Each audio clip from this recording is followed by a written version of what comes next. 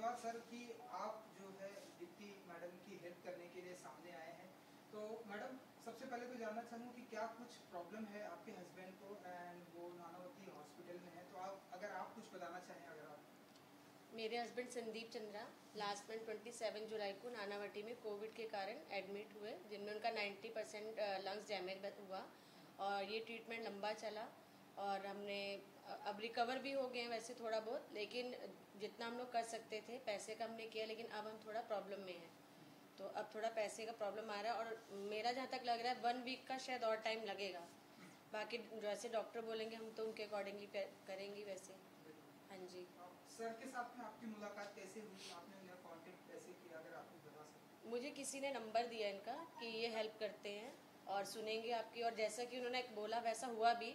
मेरे फ़ोन करती मतलब इनकी तरफ से पूरा रिस्पांस आया और पॉजिटिव रिस्पांस आया, और जितनी जल्दी हो सका तो इन्होंने बात सुनी और समझी और हमारी मदद की।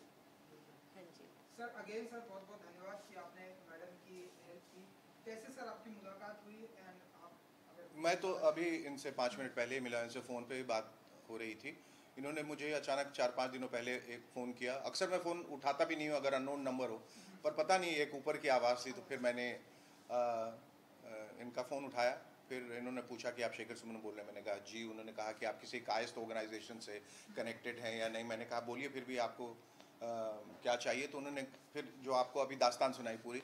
इनके हस्बैंड जो हैं वो कोविड से अफेक्टेड हैं और क्रिटिकल कंडीशन में 90% लंग्स जो उनके डैमेज हो चुके हैं, और आर्थिक अब मजबूरी ये आ गई है कि 1 महीने से ट्रीटमेंट के बाद जो बिल आया है वो 9-10 लाख के करीब है, और सारी पूंजी इन्होंने लगा दी, लेकिन फिर भी अभी भी कुछ बाकी है। और हॉस्पिटल वाले थ्रेटन कर रहे हैं कि अगर आपने कल तक पैसे नहीं दिए, परसों तक, तो हम आपको निकाल देंगे।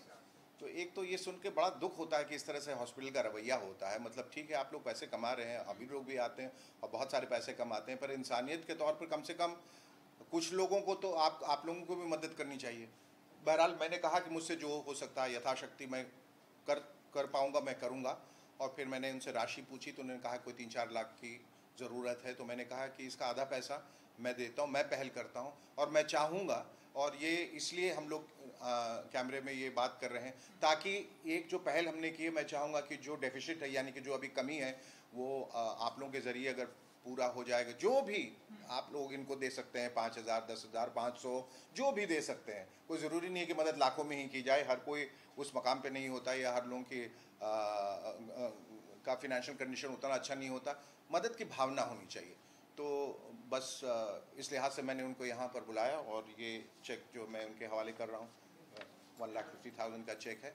ये एक छोटी सी मदद है, बहुत मैं चाह रहा था कि पूरी राशि दे पाऊँ, लेकिन चूंकि बहुत लोगों की मदद करनी पड़ती है तो मुझे ऐसा लगा कि थोड़ा थोड़ा अगर हम सबको देकर आगे बढ़े तो बेहतर होगा। और इसको देखकर अगर आप लोग कहीं प्रेरित होते हैं और आपको ये लगता है कि ये एक बड़ा ही इंसानी जज्बा है, और ये करने से आपको अगर परोपकार करने से खुशी मिलेगी, किसी की ज़िंदगी बचेगी और किसी का भला होगा, तो ज़रूर करें।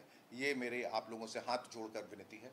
तो मैं ईश्वर से प्रार्थना करूंगा कि दीप्ति जी के जो हस्बैंड हैं वो बहुत जल्दी से जल्दी अच्छे हो जाएं, स्वस्थ हो जाएं, बाहर आ जाएं, और जो भी इनकी आर्थिक मजबूरी है वो सब ख़त्म हो जाए।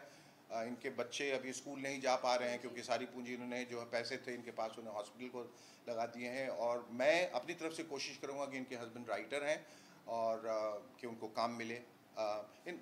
मतलब आर्थिक मजबूरी की वजह से अगर आपको ये पता चले कि बच्चा स्कूल नहीं जा पा रहा या किसी की जान जा रही है, तो इससे दुखद बात और क्या हो सकती है। अगर हम सब मिलकर उनकी मदद कर सकते हैं तो हमें ज़रूर करना चाहिए। और आप लोगों से यही अपील है कि दीप्ति जी की मदद करें। ये इनका अकाउंट नंबर जो है वगैरह वो सब दीप्ति जी आपको बता देंगी। आप लोग डायरेक्टली जो है वो नानावती में नानावती हॉस्पिटल के नाम पे पैसे जमा कर सकते हैं, या दीप्ति जी का अपना पर्सनल अकाउंट है उसमें डाल सकते हैं। आपकी हम दोनों बहुत खुशकिस्मत समझेंगे अगर आपकी मदद भी हमको मिल जाए। और मैं ख़ास तौर पे अपने आप को बहुत खुशकिस्मत समझूंगा कि मेरी वजह से अगर किसी को भी थोड़ा सा थोड़ी सी मदद मिलती है, थोड़ा सा फ़ायदा होता है, या किसी की जान बचती है, तो बहुत बड़ी बात है। मैं परवरदिगार का भी बहुत शुक्रिया अदा करना चाहता हूँ।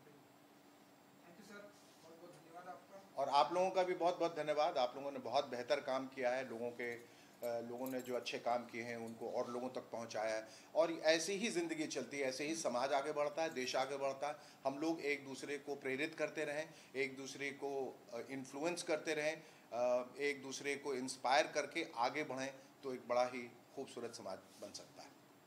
Thank you so much. Thank you. Thank you madam, thank you so much. Thank you.